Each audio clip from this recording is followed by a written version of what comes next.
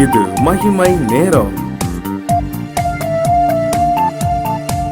இயேசு கிறிஸ்துவின் நிதான நாமத்தினாலே உங்கள் அனைவரையும் வாழ்த்துகின்றேன்.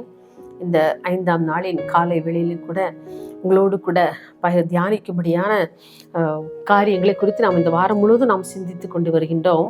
நிலையற்ற 7 காரியங்கள் என்று சொல்லி, அதிலே இந்த 5வது நாளிலே நிலையற்ற காரியமாக எண்ணப்படுவது நட்பு என்று சொல்லி நாம் தியானிக்க இருக்கின்றோம்.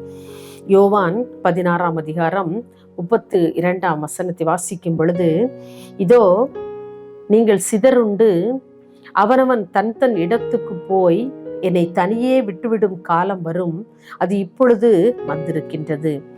5வது நிலையற்ற காரியமாக கருதப்படுவது நட்பு அல்லது சிநேகம்.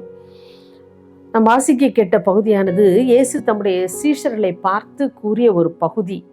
இயேசும் அவருடைய சீஷர்களும் மிக நெருக்கமான நட்போடு, அந்த 12 பேரும் மிக அன்போடு அவரிடத்திலே நட்பு கொண்டிருந்தார்கள். அவருடைய சீடர்கள் அவரை குறித்து மிக சிறப்பாக பேசி கொண்டிருந்தாங்க. அவங்க எல்லாரும் சம்பாஷித்துட்டு இருக்காங்க. சீஷர்கள், இயேசு கிறிஸ்து எல்லாரும் உட்கார்ந்து ரொம்ப ஆண்டவரோடு கூட சம்பாஷித்து கொண்டு இருக்கின்ற அந்த வேளையிலே தான் இயேசு சொல்லுகிறார், நீங்கள் எல்லாம் என்னை தனியே விட்டு ஓடி விடுவீங்கப்பா அப்படின்னு சொல்றார்.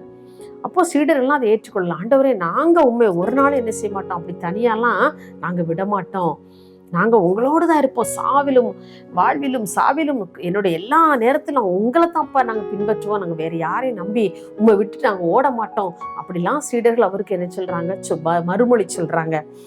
ஆனா பாருங்க, இந்த நட்பு, இந்த உறவு எல்லாம் நிலையற்றது என்பதை இயேசு அறிந்திருந்தார். அவருக்கு தெரியும், நீங்க காட்டுற அன்பு, நீங்க காட்டுற நட்பு, நீங்க என் கூட வைக்கிற பாசம் எல்லாம் ஒரு அழிந்து போகிற ஒரு நிலையற்றது என்பதை ஆண்டவர் அறிந்திருந்தார். ஆனால் சீடர் அறிந்து கொள்ளவில்லை. ஆகவேதான் அவர் பேதுருவை பார்த்து சொன்னார். பேதுரு சொன்னார், நான் எல்லா நேரத்திலும் உண்மை பின்பற்றுவேன், நான் எல்லாம் என்னுடைய சாவிலும் என்னுடைய வாழ்விலும் தாழ்விலும் நான் உங்களை தான்ப்பா நான் பின்பற்றுவேன்னு சொன்னா. உடனே இயேசு பேதுருவை பார்த்து சொல்லுகிறார், சேவல் 2 தரம் கூவுறதற்கு முன்னே நீ என்னை 3 தரம் மறுதலிப்பாய் பேதுருன்னு சொல்லி பேதுருவை பார்த்து கூறுகின்றார். ஆனால் உண்மையிலேயே அது நிகழ்ந்தது இல்லையா? பாருங்க, பேதுரு நினைச்சிருப்பானா அப்படி நம்ம செய்வோன்னு சொல்லி? இல்லை. ஆனா அவங்களுடைய நட்பு அவ்வளவுதான். ஆண்டவர் பேர்ல அவர்கள் இருந்த பாசம், அவர் வைத்திருந்த பாசம் அவ்வளவுதான். அன்றைக்கு கெத்செமனே தோட்டத்துல அவருடைய சீஷர்களோடு அவர் ஜெபிக்க சென்றிருக்கின்றார். அப்போ யூதாஸ் அவரை முத்தமிட்டு காட்டி கொடுத்தான். அப்படி காட்டி கொடுக்கும் பொழுது அந்த மார்க் 14ஆம் அதிகாரம் 50ஆம் வசனத்திலே பார்க்கிறோம், அப்பொழுது எல்லாரும் அவரை விட்டு ஓடி போனார்கள் என்று சொல்லி வாசிக்கிறோம். இவ்வளவுதான் அவருடைய நட்பு இல்லையா? எவ்வளவு தூரம் ஆண்டவரோடு அன்போடு பழகி, அவரோட அன்போடு பாசத்தோடு இருந்து அவர் செல்லுகிற இடங்களெல்லாம் போறாங்க. அவர் சாப்பிட்ற உணவு தான் இவங்களும் சாப்பிட்றாங்க. எங்கே போறாரு அங்கே அவரோடு கூட தங்கி இருந்தாங்க. அவர் செய்த அற்புதங்கள் அதிசயங்கள் எல்லாம் அவரோடு கூட இருந்து அனுபவித்தவர்கள், கண்டவர்கள் இன்றைக்கு அவருக்கு ஒரு காரியம் என்று சொல்லும் பொழுது அவரை விட்டு ஓடி போகிறார்கள். யாரும் இல்லை அந்த இடத்துல. யூதாஸ் காட்டி கொடுத்த பின்பு எல்லாரும் அவரை விட்டு ஓடி போனார்கள் என்று சொல்லி வாசிக்கின்றோம். எனக்கு அன்பானவர்களே, இந்த நிலையற்ற உலகத்திலே நட்பு கூட ஒரு நிலையற்றதாகத்தான் காணப்படுகிறது இல்லையா? இன்னைக்கு நம்மளுடைய நட்பு யாரோடு இருக்கிறது? சொல்லுவாங்க, என் உயிரை மாதிரி நான் நேசிக்கிறேன், என் உயிரை கூட உனக்கு என்ன செய்துவேனா கொடுக்க தயார் என்பாங்க.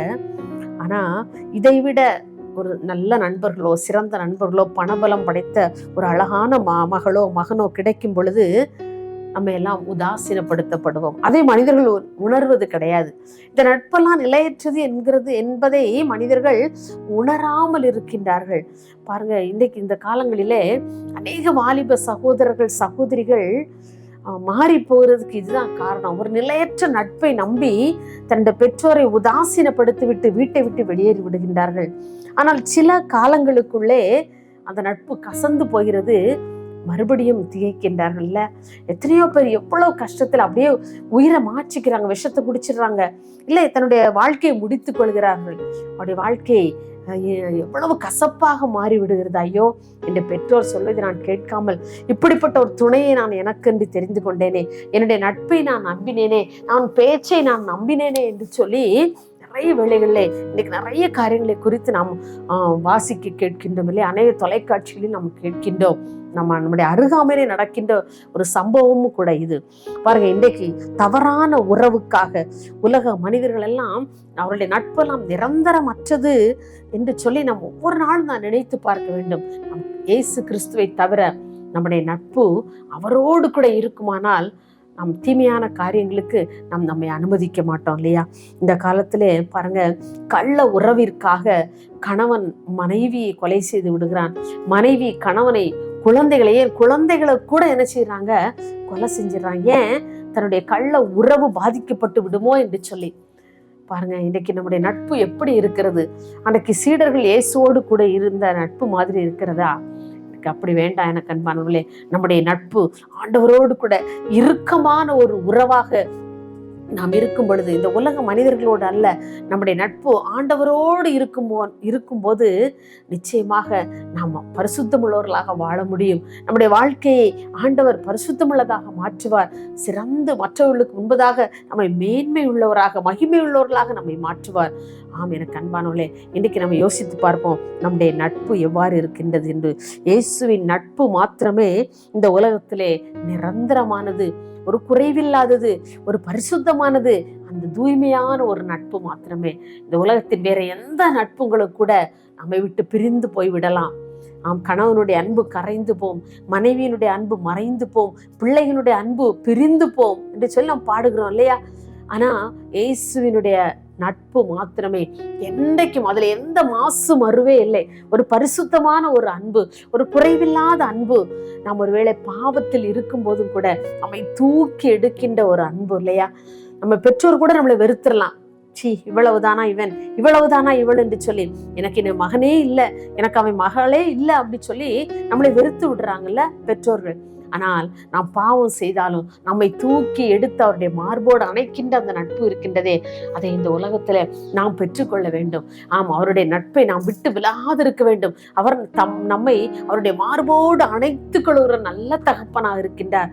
அப்படிப்பட்ட உறவை நாம் வளர்த்து கொள்ள வேண்டும். அப்படிப்பட்ட நட்பு நமக்கு வேண்டும். இந்த உலகத்தின் மாயையான இந்த உலக நட்பு நமக்கு வேண்டாம். ஆண்டவரோடு நட்பு கொள்வோம். அவருடைய பரம ராஜ்யத்திற்கு நம்மை ஆயத்தப்படுத்துவோம். நாம் ஜெபிப்போமா? மகா இரக்கம் கிருபை நிறைந்த எங்கள் அன்புலே சுவாமி, இந்த அருமையான இந்த 5ஆம் நாளின் காலை வேளைக்காக உமக்கு நன்றி செலுத்துறோமப்பா.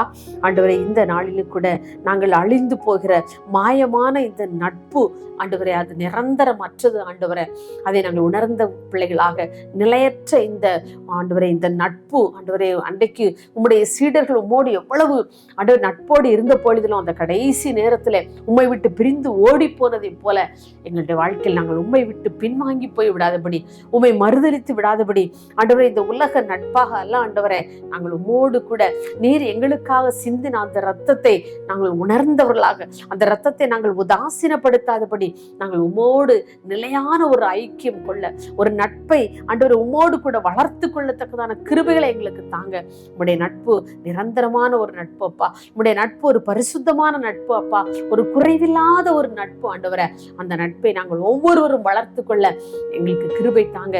இந்த உலகத்தின் நட்பை எல்லாம் விட்டு நாங்கள் பிரிந்து ஆண்டவரே உம்மோடு கூட நாங்கள் ஐக்கியப்பட கர்த்தங்களுக்கு உதவி செய்யுங்க. அப்படிப்பட்ட கிருபைகளை ஆண்டவரே ஜெபித்து கொண்டிருக்கிற ஒவ்வொரு பிள்ளைகளுக்கும் தந்து கர்த்தர் நீங்க வழிநடத்த போகிறதற்காக உமக்கு நன்றி செலுத்துகிறோம். அப்படியே நீங்க ஆண்டவர் செய்ய போற ஒவ்வொரு நன்மைகளுக்காக உமக்கு நன்றி. இயேசுவின் நாமத்திலே தாழ்மையை கேட்கிறோம் பிதாவே, ஆமீன்.